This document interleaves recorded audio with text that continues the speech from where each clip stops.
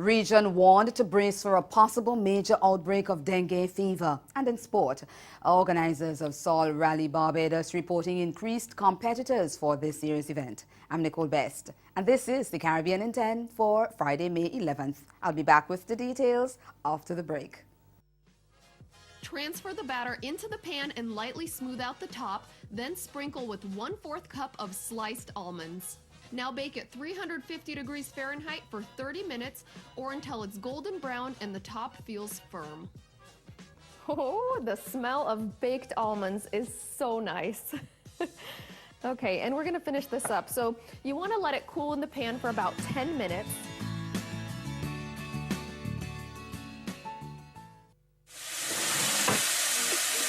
So the curry paste takes about 2 minutes to release all the aromas from the spices in there.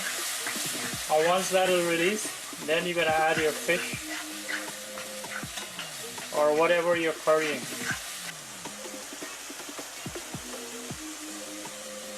You're gonna add onions here now too, within the 2 minutes.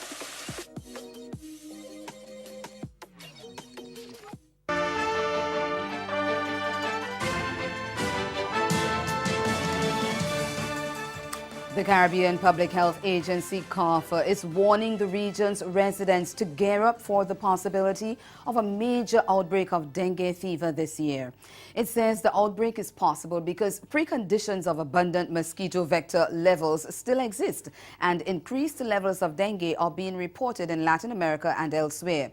It has therefore advised that as the rainy season begins, efforts to stop mosquito breeding and biting should be stepped up.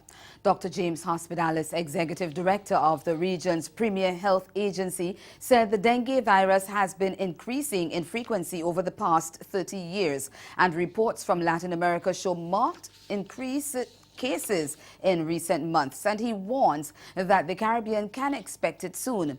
At the same time, the Trinidad-based CARPHA said 2 other mosquito-borne diseases, chikungunya and Zika, which swept the region in 2014 and 2016, are not expected back anytime soon. The Trinidad and Tobago government says the $23 billion debt owed to it by the financially troubled Colonial Life Insurance Company, CLICO, is finally being settled, and the repayments are contributing to the economic recovery that officials in the Twin Island Republic are reporting.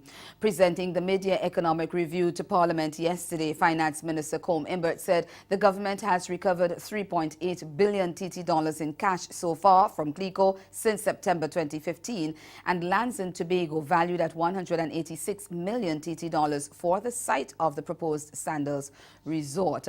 Selected CLICO assets and CLICO Investment Bank are also to be transferred. Imbert outlined some of the efforts made by the government to recover the billions pumped into the CLICO bailout. They include the distribution of CLICO shares to Republic Bank. A total of 42,475,362 shares of Republic Bank, valued at $4.3 billion, have been transferred directly to the corporation sole or state enterprises and CLICO for onward transfer to the government. This represents 26% of Republic Bank. Former St. Vincent and the Grenadines Prime Minister Sir James Mitchell believes the country should stick with the Privy Council as its final court. In 2009, residents voted in a referendum against changes to the Constitution that would replace the London-based Privy Council with the Trinidad-based Caribbean Court of Justice. Speaking on a local radio program, Sir James said the verdict of the people should not be tampered with. His comments came amidst allegations by opposition lawmakers that the Dr. Ralph Gonsalves-led government might use the Reference Constitutional Questions Bill 2018, which will be debated later this month, to replace the Privy Council without a referendum. The Prime Minister has said that it is not the case. Sir James, who previously got a favourable ruling from the Privy Council related to a commission of inquiry into whether there was any wrongdoing in the construction of a marina under his administration, says if government abolishes appeals to the Privy Council, there is no going back from that. The former Vincentian leader made it clear that his position had nothing to do with distrust of West Indies jurists.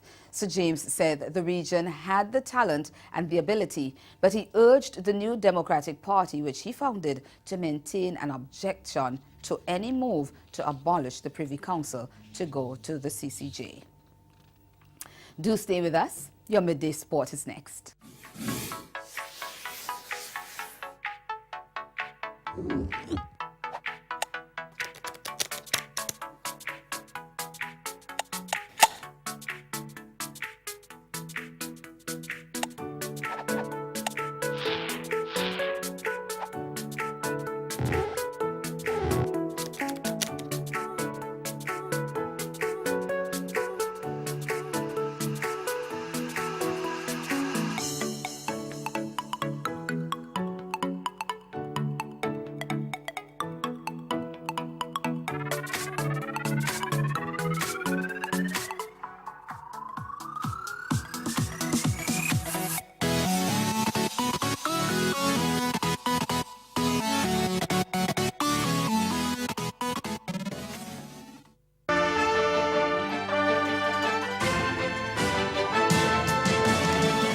Motorsport tops on Midday Sportcast. Organizers of the prestigious Sol Rally Barbados are boasting about a much bigger rally this year, with an increase in the number of entrants for the event that is set to begin next month. CBC's Anne-Marie Burke has the details.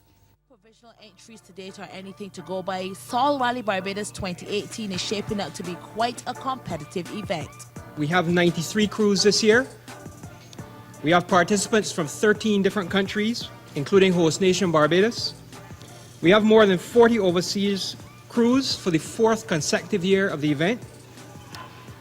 80 overseas drivers or co-drivers, 15 new to the event this year, and a record 22 female competitors, 7 new to the event. We have 50 local crews and 25 four-wheel drive cars, 7 new to the event. Friday night we're having our ceremonial start, which we did for the last couple of years, but that will be immediately followed by a special stage inside Vaucluse Raceway itself. After the ceremonial start from 6:30 p.m., it moves straight into the stage, and basically the cars will run in reverse order of seating, side by side in pairs. We'll have interviews actually on the start ramp, literally just seconds prior to the guys leaving. The first stage, which is part of the rally, stage 1, is on the rally sprint track, and it will be 2 laps. We ran a stage like this last year during the Rally Club's winter rally.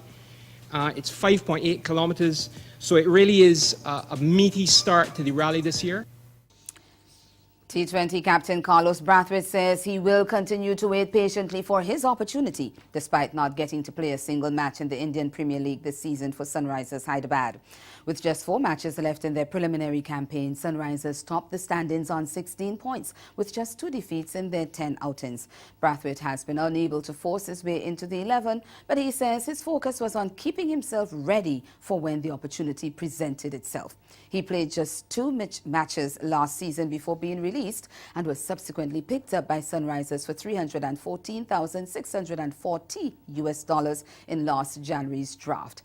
Internationally, it has not been smooth sailing for Brathwaite either. His fireworks into the T20 World Cup final against England appeared to create unrealistic expectations, and he has also struggled for his best form. But the 29-year-old said he was hoping to get back to his best form soon. Following the IPL, Brathwaite will lead West Indies in a T20 International against an ICC World event. That's a World 11 at London's on May 31st, and that match has been organized to raise funds to rebuild stadia in the Caribbean that were damaged by Hurricanes Maria and Irma. That's Caribbean in 10. Join us at 6:30 for Caribbean Newsline. Until then, good afternoon.